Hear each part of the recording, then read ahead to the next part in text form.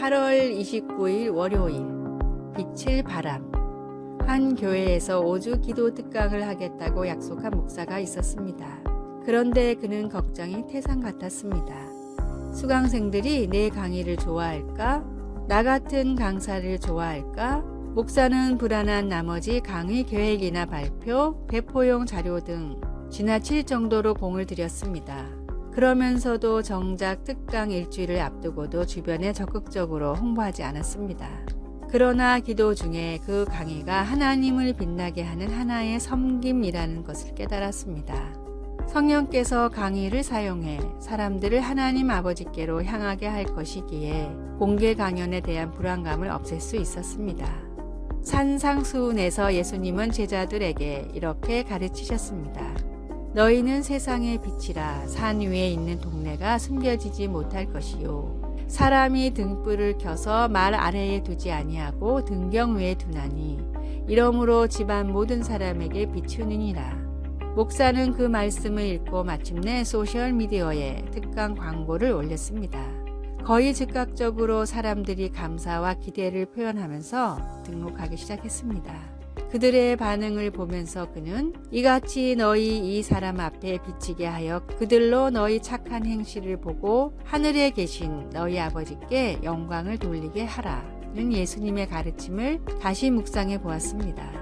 그리고 그 가르침을 마음에 담아 기쁨으로 강의를 할 수 있었습니다. 말씀.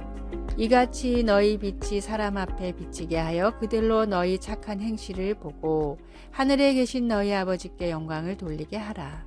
마태복음 5장 16절. 찬송. 331장 영광을 받으신 만유의 주여. 기도. 예수님, 하나님께서 제게 주신 빛을 비추도록 능력 주셔서 사람들이 주님을 보고 주님께 영광을 돌리게 하소서. 예수님의 이름으로 기도드립니다. 아멘.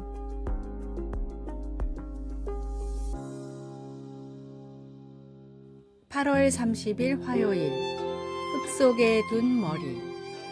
서아프리카의 부족 마찌족은 내 머리를 땅속에 심습니다 라는 독특한 표현으로 감사를 표현합니다. 마찌족은 상대방에게 예의를 갖출 때 머리를 땅에 닿게 절을 합니다. 머리를 땅속에 심는다는 표현은 그보다 더 정중하고 겸손한 극한의 표현입니다. 감사를 그렇게까지 표현해야 하나 싶기도 하지만 사회학자들의 연구에 따르면 감사는 인간 사회가 존재하기 위해 반드시 필요한 요소라고 합니다. 서로를 믿고 돕는 관계 형성의 기본이 바로 감사이기 때문입니다. 감사를 느끼고 표현하기만 해도 사람은 저절로 기쁨과 보람을 느끼게 됩니다. 감사에는 이토록 놀라운 힘이 있음에도 대부분의 사람들은 부끄럽거나 감사의 힘을 믿지 못하겠다는 이유로 감사에 소극적입니다. 시카고 대학의 니콜라스 이플리 박사는 평소에 감사를 잘 표현하지 않는 사람들을 대상으로 감사 쪽지를 쓰게 했는데 하루 단 한 번의 감사의 표현만으로도 삶의 행복도가 매우 크게 높아졌습니다. 감사를 표현할 줄 아는 사람은 행복의 비밀을 아는 지혜로운 사람입니다. 감사를 통해 매일 하나님이 허락하신 행복의 문을 여십시오. 오늘의 말씀. 그 안에 뿌리를 박으며 세움을 입어 교훈을 받은 대로 믿음에 굳게 서서 감사함을 넘치게 하라.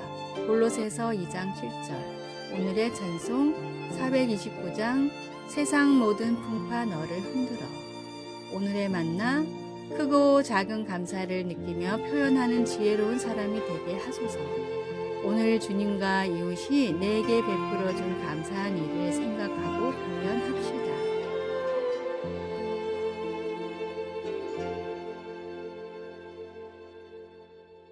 (8월 31일) 수요일. 예수님과의 이중주.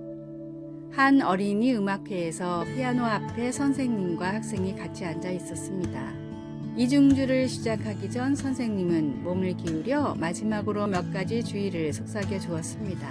피아노에서 흘러나오는 음악을 들으니 학생은 쉬운 멜로디를 연주하고 선생님의 반주가 노래의 깊이와 풍부함을 더해주는 것을 알았습니다. 곡이 거의 끝날 즈음 선생님은 잘했다는 표시로 고개를 끄덕여 주었습니다.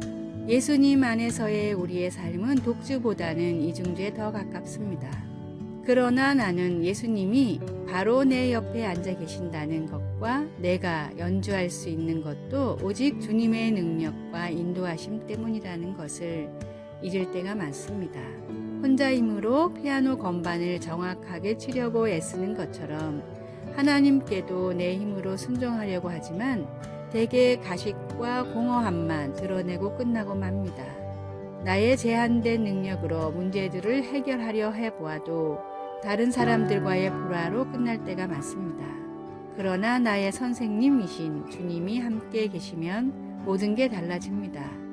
나를 도우시는 예수님께 의지할 때 내 삶으로 하나님께 더 영광을 드리게 됩니다.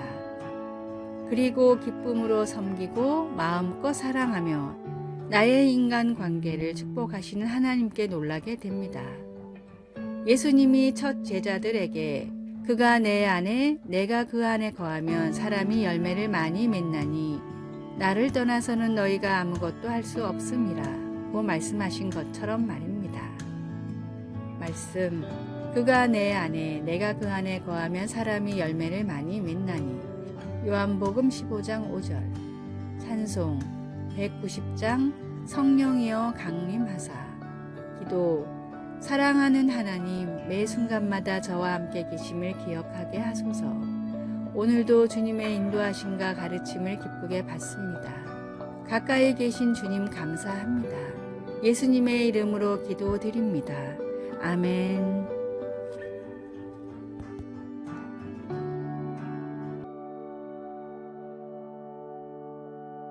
9월 1일 목요일 오렌지를 따는 일. 미국 캘리포니아주 남동쪽의 리버사이드 카운티라는 작은 도시의 중심에는 시청과 큰 공원이 있는데 그 공원에는 도시에서 가장 존경하는 세 사람의 동상이 있습니다. 첫 번째 동상은 흑인들의 인권을 위해 평생을 바쳤던 마틴 루터킹 목사님의 동상과 나에게는 꿈이 있습니다 라는 글귀가 적혀 있습니다. 두 번째 동상은 인도 독립의 영웅 간디입니다.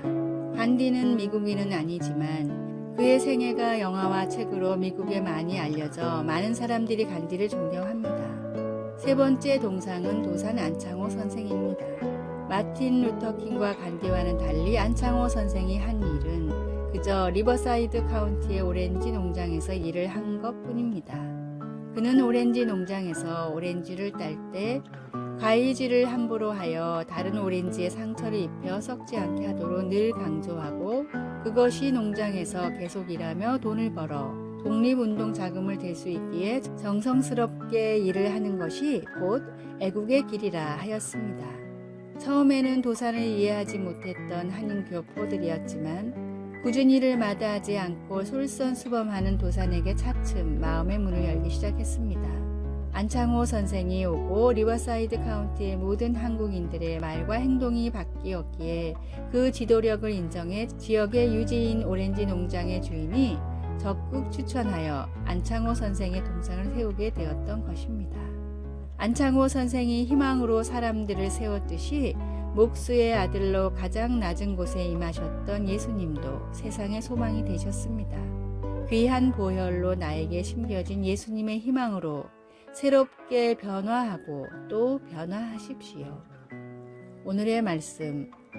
너희는 세상의 소금이니 소금이 만일 그 맛을 잃으면 무엇으로 짜게 하리요. 후에는 아무 쓸데없어 다만 밖에 버려져 사람에게 밟힐 뿐이니라. 마태복음 5장 13절. 오늘의 찬송 546장 주님 약속하신 말씀 위에서.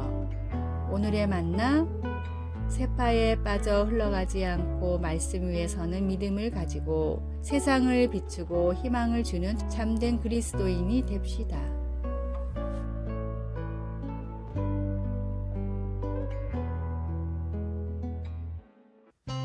(9월 2일) 금요일 하나님이 지어주신 이름.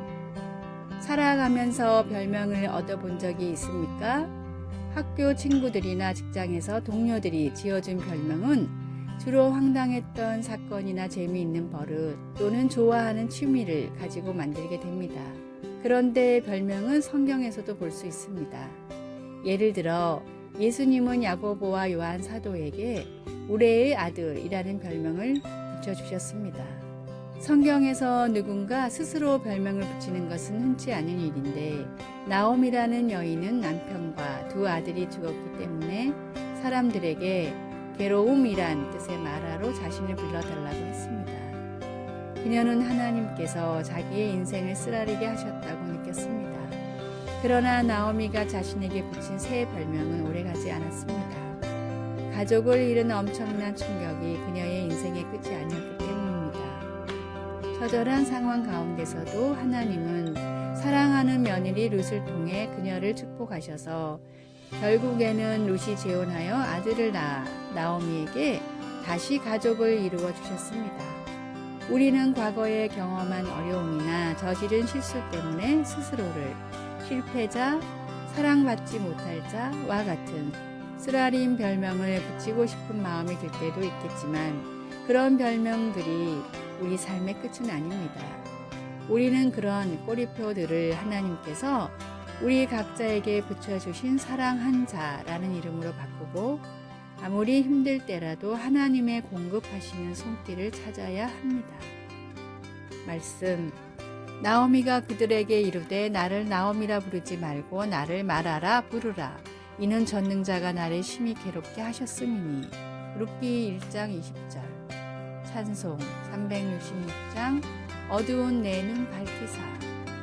기도 하나님, 제 삶의 환경이나 경험에 의해 제가 정해지는 것이 아님을 감사합니다. 저를 하나님의 자녀라고 불러주시니 감사합니다. 예수님의 이름으로 기도드립니다. 아멘. 아래의 빨간색 글자 구독을 누르시어 더 많은 전도의 열매를 맺으시기를 기도합니다.